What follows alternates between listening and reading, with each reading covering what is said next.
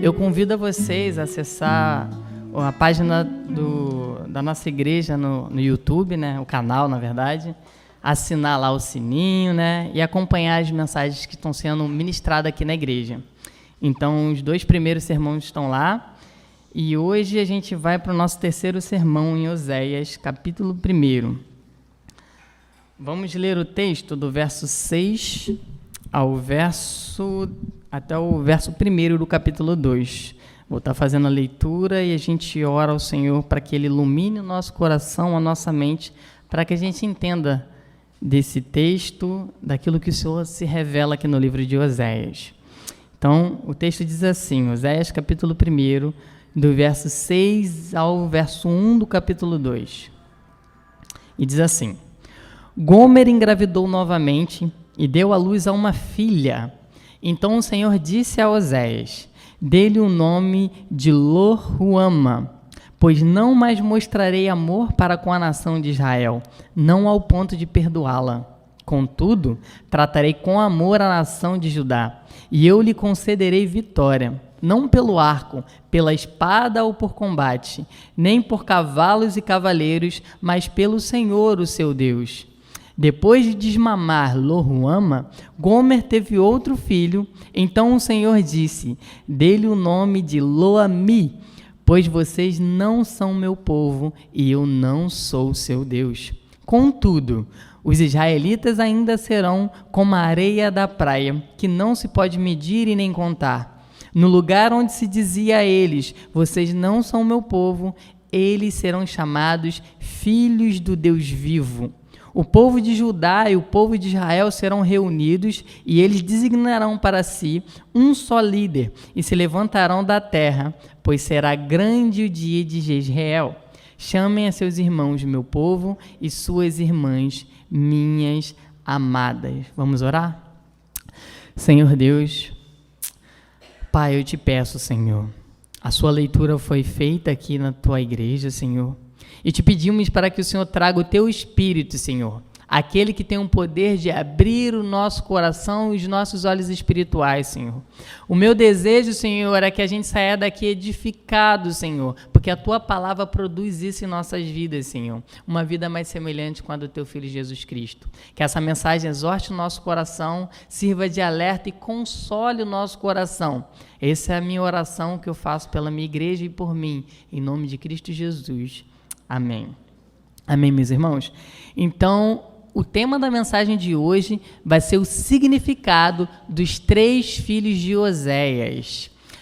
No sermão anterior, eu vou dar uma pequena resumida aqui, né? Eu falei um pouco sobre Jezreel, o primeiro filho de Oséias. Jezreel, eu não dei o significado do nome Jezreel, eu só disse o motivo pelo qual Deus mandou dar o nome do primeiro filho de Oséias de Jezreel. Eu falei que Jezreel era um lugar onde tinha muitos combates, e nesse lugar que se chamava Jezreel, houve uma grande atrocidade lá. Um rei, Jeú, acabou com a família de Acabe e a adoração a Baal, sendo que Jeú foi além. Deus falou: destrua, acaba com a adoração, mas parece que Jeú teve sangue nos olhos, sede de sangue mesmo, e ele destruiu, ele foi além daquilo que Deus pediu a ele. Jeú fez um grande massacre no vale de Jezreel. Então, Deus falou para Oséias o seguinte: Oséias, você é meu profeta, você vai falar ao meu povo, e a maneira que você vai falar ao meu povo é sobre a sua família. Então, primeiro momento, Deus fala: pegue uma mulher e se case com uma prostituta. E Oséias fala: tudo bem, Senhor, vou lá. E ele se casa com uma prostituta. Ela lhe dá um filho e ele fala: coloque o nome desse primeiro filho de Jezreel.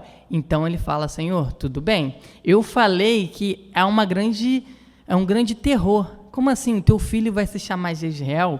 Eu quis colocar mais ou menos aqui como se o nome do primeiro filho de Oséias fosse Hiroshima.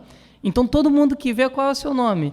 É Jezreel. As pessoas falam assim: caramba, como é que você pode ter esse nome? Um nome tão trágico, um nome que traz uma lembrança terrível, um acontecimento catastrófico no povo. Você tem esse nome? Sim. Então, o primeiro filho de Oséias se chama Jezreel por causa disso. Esse é o motivo, mas não é o significado. E hoje a mensagem, eu quero trazer o significado do nome dos 3 filhos de Oséias. Mas o significado de Jezreel eu só vou trazer no final do sermão. Primeiro vamos para o versículo 6, para o segundo filho de Oséias. E diz assim, Gomer, verso 6, engravidou novamente e deu à luz a uma filha. Então o Senhor disse a Oséias, dê-lhe o nome de Lo-ruama. É interessante a gente ver esse capítulo 6. No meu primeiro sermão aqui, eu falei para vocês que mais do que ler com a nossa mente, a gente precisa ler as Escrituras com o coração. O livro dos profetas como um todo, o livro de Oséias, é um livro um pouco difícil de entender. A gente vai ver um detalhe aqui no verso 6, que é um detalhe que muita gente deixa passar, porque não é tão claro assim. Mas o verso 6 diz que Gomer engravidou novamente e deu à luz a uma filha. Então o Senhor disse a Oséias, dê-lhe o nome de Lo-ruama. Existe uma grande diferença do verso 6 por verso 3. No verso 3, quando Oséias tem um primeiro filho, diz assim, no verso 3, por isso ele se casou com Gomer, filha de Diblaim, ela engravidou e lhe deu um filho. Tem essa pequena palavrinha no verso 3 que fala, lhe deu um filho. No verso 6, apenas diz que Gomer engravidou novamente e deu à luz a uma filha.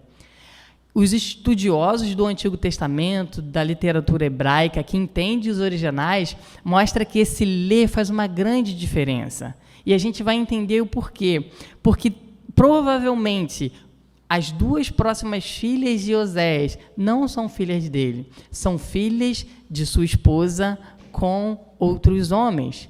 Lembra que Gomer é uma prostituta. Então, quando falta essa palavrinha e ela lhe deu um filho, simplesmente fala que ela deu à luz. Esse filho não era de Oséias. Isso não é interpretação minha, pode ficar tranquilo. Isso são grandes estudiosos que se debruçam no texto bíblico, estudam o hebraico e diz com toda a certeza, não era filho de Oséias. E a gente pode ficar calmo com isso, porque no versículo 2 diz assim, quando o Senhor começou a falar por meio de Oséias, disse, vá, tome uma mulher adúltera e filhos da infidelidade. Então já era mandamento do Senhor para Oséias o seguinte, você vai se casar com uma prostituta. A maioria que já conhece essa parte, mas o grande terror é dizer, mas você também terá filhos da infidelidade. Você assumirá filhos que provavelmente são de outros homens, mas você vai assumir como sua filha. Então o verso 6 diz isso, Gomer engravidou novamente, deu à luz a um filho, e o Senhor disse a Oséias, dê-lhe o nome de Lo-ruama. Se vocês verem na Bíblia de vocês, tem um azinho, logo depois da palavra Lo-ruama, se você tem uma NVI. E lá embaixo mostra o significado de Lo-ruama. Lo-ruama significa não amada. Aqui tem um significado do primeiro filho de Oséias. Mas o que é importante a gente perceber nessa parte até então? Lembrando, se a gente não interpretar o livro de Oséias bem, provavelmente a gente vai interpretar o nosso relacionamento com Deus de uma forma errada.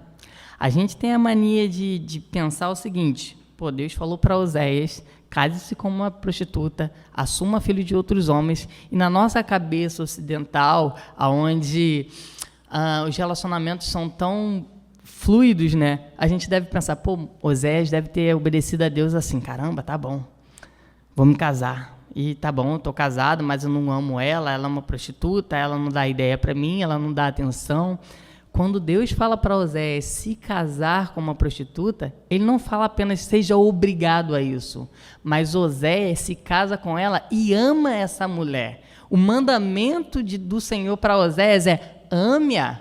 Por quê? Porque se a gente entende dessa forma que, eu estou casado, mas é você para lá e eu para cá, eu só estou fazendo o que Deus manda. Não, relacionamento para Deus envolve amor. Oséias ama Gomer, mesmo ela sendo infiel, e é isso que nós vamos ver, porque nós somos assim diante de Deus. Deus nos ama tanto e nós somos infiéis ao Senhor todos os dias.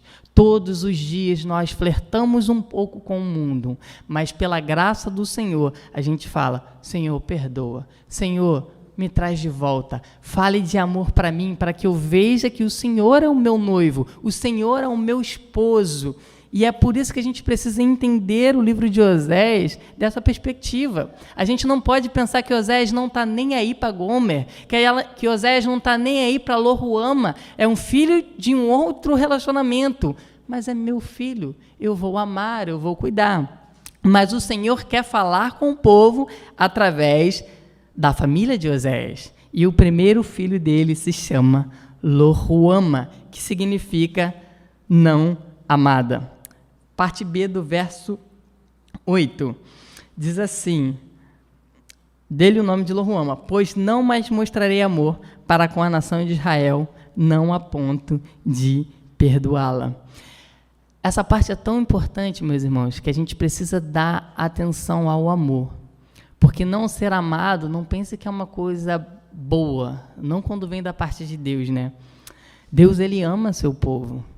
E ele estava nesse momento falando, gritando no ouvido de Israel o seguinte, eu não vou mais amar vocês. Vocês estão flertando com o mundo, eu vou retirar o meu amor da parte de vocês. E retirar o amor do povo de Israel significa que eu não vou mais perdoar o que vocês fazem. O amor de Deus tem tudo a ver com perdão, e sem amor não temos perdão. Por isso que eu falei que quando nós estivermos num relacionamento, a gente tem que entender que relacionamento tem que ter o elemento amor. Se vocês se relacionam com amigos, se vocês se relacionam com o cônjuge, não pensa que só pelo fato de vocês terem casado, agora tudo bem.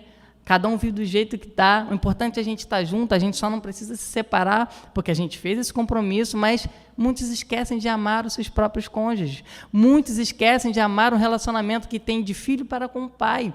Ontem eu tive a oportunidade de ouvir um sermão lembrando quantas vezes vocês falam para os seus pais, obrigado, porque vocês literalmente quase deu a vida para eu nascer. Obrigado, porque o pai muitas vezes doente vai trabalhar, mas não deixa o filho passar fome. Isso é por amor. E eu fui exortada a voltar. Lembre-se daqueles que te amam. Relacionamento familiar não é tive filho, sou obrigada a cuidar. Não. Tive filho, vou amar. Eu tenho um relacionamento com meu filho e eu preciso amar. Relacionamento de irmãos para com irmãos. Ele é o meu irmão. Eu não sou obrigado a andar com ele. Eu tenho que amar. Que a gente entenda que qualquer relacionamento que a gente tenha, que a gente possa lembrar, em um relacionamento tem que existir amor. Um relacionamento sem amor é um relacionamento falido, seja qualquer tipo de relacionamento. E Deus está falando aqui, fala com o povo o seguinte, não terá mais o meu amor.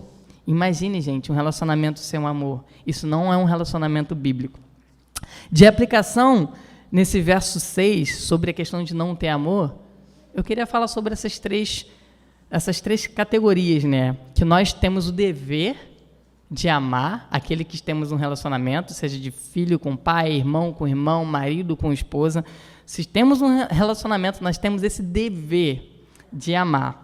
Então, que aqueles que são casados, aqueles que têm seus cônjuges, possam sempre lembrar, no meu relacionamento não pode faltar amor. Somos obrigados a estar juntos, porque fizemos um acordo diante de todo mundo, dissemos, estaremos juntos até que a morte os separe, isso é um compromisso, mas dentro de um compromisso temos que ter relacionamento. Sobre a questão dos filhos, a mesma coisa. Ainda que pais devem obrigar os seus filhos, sim, a vir à igreja, mas que vocês não simplesmente obriguem os seus filhos a vir para a igreja e não mostrem que, vindo à igreja, eles têm que amar. Que a gente, como pais, possam ensinar os nossos filhos a amar. Vale muito mais. Existe o dever de ir, mas que a gente possa levar o amor junto com esse dever.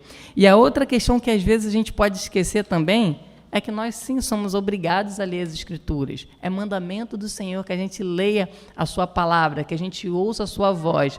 Mas assim como existe um livro que fala do dever ao prazer, que a gente também possa encontrar prazer e satisfação em ler as Escrituras. Um teólogo e pastor americano, se eu não me engano, Joel Bick, ele fala que quando nós abrimos as Escrituras, nós devemos buscar se relacionar com Deus e não estudar a Deus como ele fosse um objeto. A Bíblia é uma carta de amor de Deus para com seus homens. Então, quando a gente abre a Bíblia por um dever, que é o dever do cristão, que a gente também possa abrir falando, eu vou me relacionar com o meu Pai. Então, que esse elemento do amor nunca falte nos nossos relacionamentos. Queria pedir para abrir em 1 Coríntios capítulo 13, verso 3. Só para ressaltar isso que nós estamos dizendo. 1 Coríntios 13, verso 3. Ele vai falar sobre o que podemos fazer, mas sem o elemento amor. 1 Coríntios capítulo 13, verso 3 diz assim: ainda que eu dê aos pobres tudo o que possuo, e entregue o meu corpo para ser queimado, se não tiver amor, nada disso me valerá. A Bíblia deixa bem claro, ele vai falar ali sobre uma sequência de dons, muitos dons espirituais, dons bons à igreja, mas ele deixa bem claro, você pode fazer tudo o que você quiser, você pode se casar, você pode ter filhos, obrigar os seus filhos a vir, mas se não tiver amor, nada disso vale a pena. É um relacionamento infrutífero. E a mensagem do primeiro filho de Oséias significa isso, acabou o amor. Vocês têm noção de como isso era pesado para um povo que era povo de Deus? É literalmente como se um marido chega para sua mulher e fala assim, a partir de hoje eu não te amo mais. Como seria esse relacionamento dentro de casa? Você saber, vindo da boca do seu próprio esposo, eu não te amo. Provavelmente algumas pessoas já ouviram essa palavra e sabem quanto isso machuca, quanto isso dói, seja de um filho para um pai, um filho chegar ao pai e falar, pai, eu não te amo mais. Mãe, eu não te amo mais. Essa era a mensagem de Lo-Ruama. Imagina você chegar na casa de Oséias, ele com um bebezinho no colo, e você fala, caramba, qual é o nome dela? Que criança linda. Ele fala, não amada.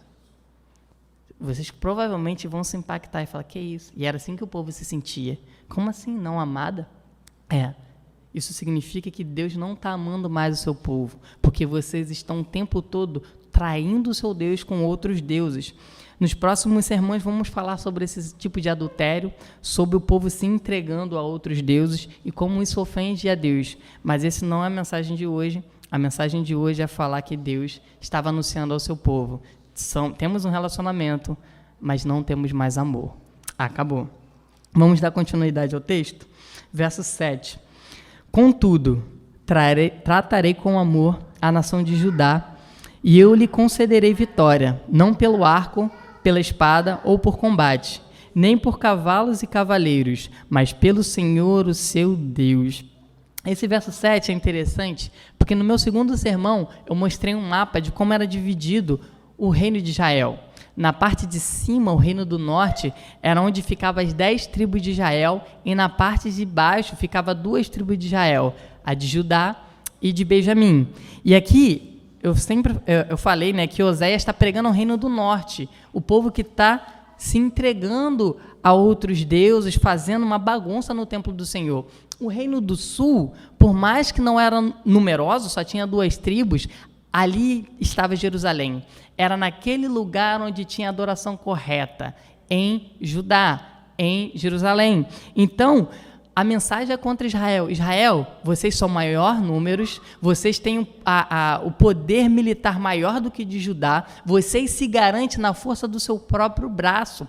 Por isso que Jezreel, ele falou, eu vou quebrar a força de Israel no vale de Jezreel, lá no versículo 5, dizendo, vocês são fortes, numerosos, mas eu vou acabar com vocês. Verso 7 diz, contudo, tratarei com amor a nação de Judá. Então ele está falando daquela parte do sul do reino de Israel. Por quê? Porque eles adoravam a Deus, eles lutavam para permanecer fiel ao seu esposo. Como eu disse, a gente Vira e mexe, somos infiéis ao Senhor, mas nós aqui como povo de Deus lutamos dias após dias a adorar o Senhor, a falar, Senhor, nos perdoe, porque o nosso pescoço vira e mexe, está olhando e desejando outras coisas, mas nos perdoa, queremos adorar. O reinado do norte não, ninguém estava nem aí para Israel, e por isso Deus falou, acabou, não mais mostrarei amor para vocês, contudo, a Judá eu tratarei com amor, não pelo arco, pelo cavalo, pela espada, mas pelo Senhor, o seu Deus. Justamente mostrando, eles são mais fracos, mas eles têm o amor de Deus. O Reino do Sul é mais fraco, sim, mas ele tem um Deus que é mais forte. Então, mesmo em nossas imperfeições, em nossas falhas, a gente tem que sair daqui lembrando, o nosso Deus é forte. Ainda que eu seja pequeno, ainda que eu seja pó, o nosso Deus, ele é poderoso. Vamos dar continuidade ao terceiro filho de Oséias. Depois de desmamar, verso 8, depois de desmamar Lo-ruama, Gomer teve outro filho. Então o Senhor disse, dê-lhe o nome de Lo-ami, pois vocês não são o meu povo e eu não sou o seu Deus. Essa parte aqui é... Eu, quando fiquei pensando nisso, eu estudei sobre essa parte, eu fiquei me questionando com Deus, como Deus pode chegar para o povo e falar, vocês não são meu povo. Quem lê assim pode falar, ué, mas Deus pode fazer isso? Deus pode uma hora falar uma coisa e depois falar outra coisa? Existe a possibilidade de não sermos povo de Deus? O que fazer com esse texto que está aqui nas Escrituras? E Deus falou com todas as letras, vocês não são o meu povo. O que Deus está falando aqui para o povo de Israel é divórcio.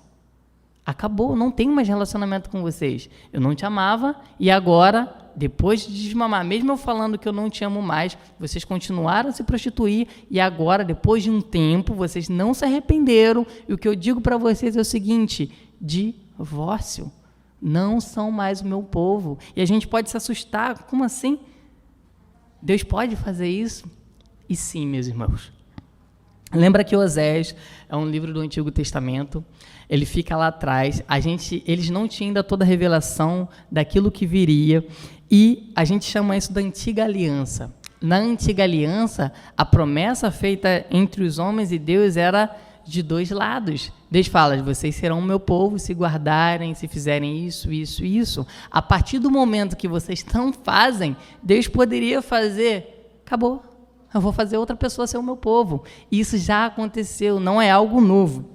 Vamos ler em Hebreus, Hebreus capítulo 8, verso 7, para a gente entender a diferença da nova aliança para a antiga aliança. Hebreus capítulo 8, verso 7. Acompanhem aqui na frente, para a gente correr um pouquinho. Diz assim, Hebreus 8, verso 7. Pois, se aquela primeira aliança fosse perfeita, não seria necessário procurar lugar para outra.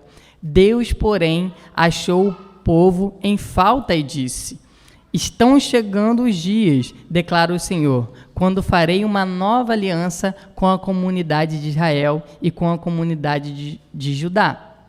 Não será como a aliança que fiz com seus antepassados, quando os tomei pela mão para tirá-los do Egito, visto que eles não permaneceram fiéis à minha aliança, e eu me afastei deles.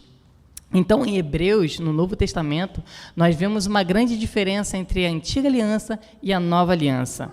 A antiga aliança, existia sim a possibilidade do povo falar, de Deus falar para o seu povo, acabou. E a gente vai ver isso numa narrativa, de como Deus ele é bem claro em falar, não quero mais vocês e ponto final. E ele tinha todo o direito de fazer isso. Vamos em Êxodo capítulo 32, e a gente vai ver isso da própria boca de Deus. Êxodo capítulo 32, verso 7, se eu não me engano. Êxodo 32, verso 7. E diz assim, então o Senhor disse a Moisés, desça, porque o seu povo, olha, o seu povo, desça porque o seu povo que você tirou do Egito, corrompeu-se. Muito depressa se desviaram daquilo que lhes ordenei e fizeram um ídolo em forma de um bezerro. Curvaram-se diante dele, ofereceram-lhe sacrifício e disseram: Eis aí, ó Israel, os seus deuses que tiraram vocês do Egito.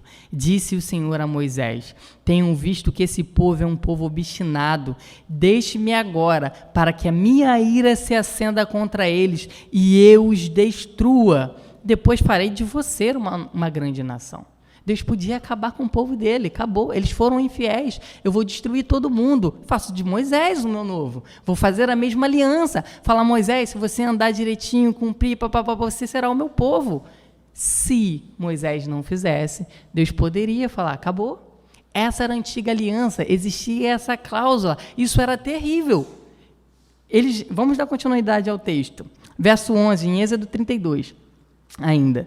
Diz assim: Moisés, porém, suplicou ao Senhor, o seu Deus, clamando: Ó Senhor, porque se acenderia a tua ira contra o teu povo, que ele bota o teu povo, né? Ó Senhor, porque se acenderia a tua ira contra o teu povo, que tiraste do Egito com grande poder e forte mão?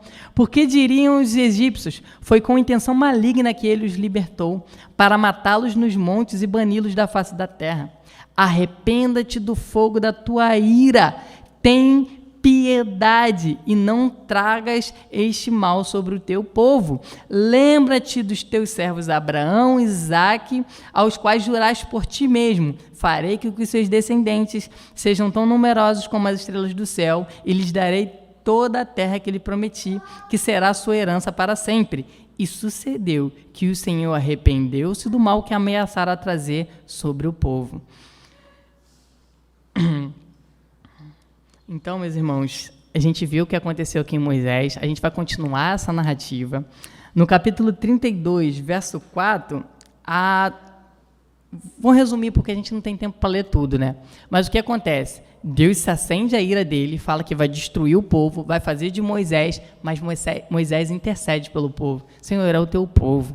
Lembra que você prometeu que ia fazer eles tão numerosos, eles já são numerosos. Continue, Senhor, é o teu povo, mostre amor, seja fiel. E aí, Deus se arrepende, não mais vai destruir o povo, sendo que, no verso 34, Deus até fala, tá bom, não vou destruir. E ele diz, capítulo 32, verso 34, agora vá, guie o povo ao lugar de que lhe falei, e o meu anjo irá à sua frente. Todavia, quando chegar a hora de puni-los, eu os punirei pelos pecados deles. O que Deus está falando aqui com Moisés no mesmo contexto? Moisés, eu vou poupar eles, mas eu não quero estar mais com eles. Ainda assim vai ser meu povo, mas ainda assim o meu amor não estará mais com eles. Caminhe com eles, um anjo vai à frente deles. Quando for hora de punir o pecado, eu puno, porque eu sou Deus. Somente quem pode punir o pecado é Deus.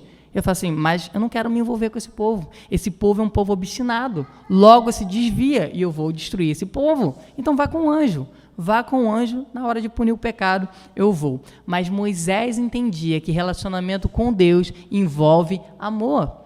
E olha o que ele diz no verso 12 do capítulo 33 de Êxodo. Êxodo 33, verso 12. Disse Moisés ao Senhor: Tu me ordenaste, conduz esse povo, mas não me permite saber quem enviarás comigo. Disseste: eu conheço pelo nome e de você tenho me agradado. Se me vês com agrado, revela-me os teus propósitos, para que eu te conheça e continue sendo aceito por ti. E ele fala: lembra-te de que essa nação é o teu povo. Respondeu o Senhor: eu mesmo acompanharei e lhes darei descanso. Então Moisés lhe declarou: se não for conosco, não nos envie. Como se saberá que eu e o teu povo podemos contar com o teu favor? Se não nos acompanhares, que mais poderás distinguir a mim e a teu povo de todos os demais povos da face da terra? Verso 17. O Senhor disse a Moisés: farei o que me pede, porque tenho me agradado de você e o conheço pelo nome. Então Moisés chega diante de Deus, intercede pelo teu povo, lembrando ao Senhor que ele tem o seu povo, e ele fala: e não nos deixes sozinhos, o teu povo tem que andar contigo, porque só seremos distintos dos outros povos se sabermos que o Deus vivo caminha conosco. Então Moisés queria: se não, Deus, mata a gente aqui, que adianta a gente viver se não tivermos a presença do Senhor ao nosso lado? Mesmo sabendo que nós somos infiéis, mesmo sabendo que nós podemos tropeçar, nós não queremos ficar afastados de Ti. Então, na antiga aliança, Moisés estava o tempo todo intercedendo a Deus, lembrando ao Senhor que ele tinha um povo para que o Senhor não destruísse o povo e permanecesse com eles. Moisés era um grande intercessor. E a gente vai terminar agora, lendo o verso 10 e 11 de Oséias, com uma mensagem de esperança para a nossa vida. Então, nós já identificamos aqui o significado das duas filhas de Oséias. O povo não era amado, o povo deixou de ser o povo, e agora a gente vai ver o significado do nome Jezreel. Verso 10 diz assim: contudo, Oséias capítulo 1, verso 10. Contudo, os israelitas ainda serão como a areia da praia, que não se pode medir e nem contar. No lugar onde se dizia a eles: vocês não são meu povo, eles serão chamados filhos de Deus, filhos do Deus vivo. O povo de Judá e o povo de Israel serão reunidos, e eles designarão para si um só líder, e se levantarão da terra, pois será grande o dia de Jezreel. Chame a seus irmãos, meu povo, e suas irmãs, minhas amadas.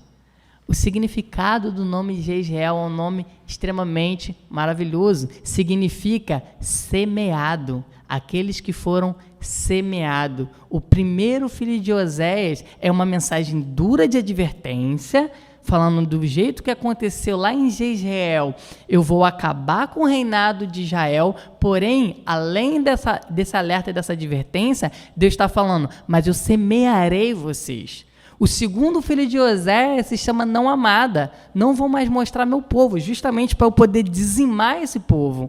E depois vem o significado de Jezreel, que significa semeado. Porque no verso 3 diz que eles serão como a areia da praia do mar, onde se dizia a eles: vocês não são meu povo, eles serão chamados filhos do Deus vivo.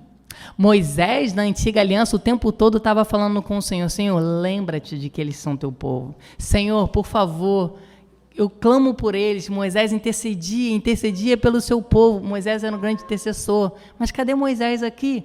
Moisés morreu. Moisés não estava ali para interceder pelo povo. Não tinha ninguém diante de Deus para clamar. Sendo que Oséias, por mais que fala que há essa reparação, vem uma profecia. Porque o povo não vai ser mais povo de Deus, não vai ser amado, mas um dia chegará aquele que virá, como diz aqui no verso 11: eles designarão para si um só líder e se levantarão da terra, pois será grande o dia de Jezreel. Porque em vez de sermos chamados povo de Deus, seremos chamados filho do Deus vivo. Existe uma grande diferença em você ser povo e você ser filho. E existe uma grande diferença entre Moisés, que clamava pelo povo, e o Cordeiro de Deus, que é apresentado no capítulo 1 de João. No primeiro capítulo de João 1, diz que Jesus Cristo, ele veio para os seus, ele veio para o povo de Israel, mas os seus não o quiseram, rejeitaram. Israel não quis saber, não quis mais ser o povo de Deus. E todos aqueles que creram nesse Senhor Jesus Cristo, deu-lhes o direito de serem chamados filhos de Deus. E ser filho de Deus engloba isso, gente. Porque quando nós cremos no nosso Senhor Jesus Cristo, e é isso que Oséias está pregando aqui, vocês não são mais, mas há uma mensagem de esperança. Os significados não são apenas terríveis: vai acabar, vocês não são amados, vocês não são meu povo, vocês vão ser semeados. Não é somente isso. Vai chegar um dia que um líder vai se levantar, e todos aqueles que olharem para esse líder terão direito de se tornarem filhos do Deus vivo. E ser filhos de Deus vivo é algo incrível, porque a morte de Cristo não apenas nos possibilita ser filho. Depois que o Senhor Jesus Cristo morreu e ressuscitou, ele está à destra de Deus Pai. E a Bíblia diz que ele é o nosso advogado, ele é o nosso intercessor. Ele está todos os dias falando como Moisés. Como não? Muito superior a Moisés. Ele está falando: teu povo caiu, teu povo foi infiel, mas, Senhor, não é teu povo, é teu filho. Ele creu em mim, Então ele é teu filho, Senhor. E Jesus está ali intercedendo. Ele caiu, Senhor, mas é teu filho, Senhor. Ser filho do Deus vivo, gente, é um status incomparavelmente maior que ser povo de Deus. Então que a gente possa entender esses 3 significados e trazer esperança ao nosso coração. Senhor, que a gente não venha ter um relacionamento contigo que não há amor. Senhor, que a gente possa ser o teu povo, mas não apenas teu povo, mas filho do Deus vivo. O verso 1 diz: chamem a seus irmãos, meu povo, e suas irmãs, minhas amadas.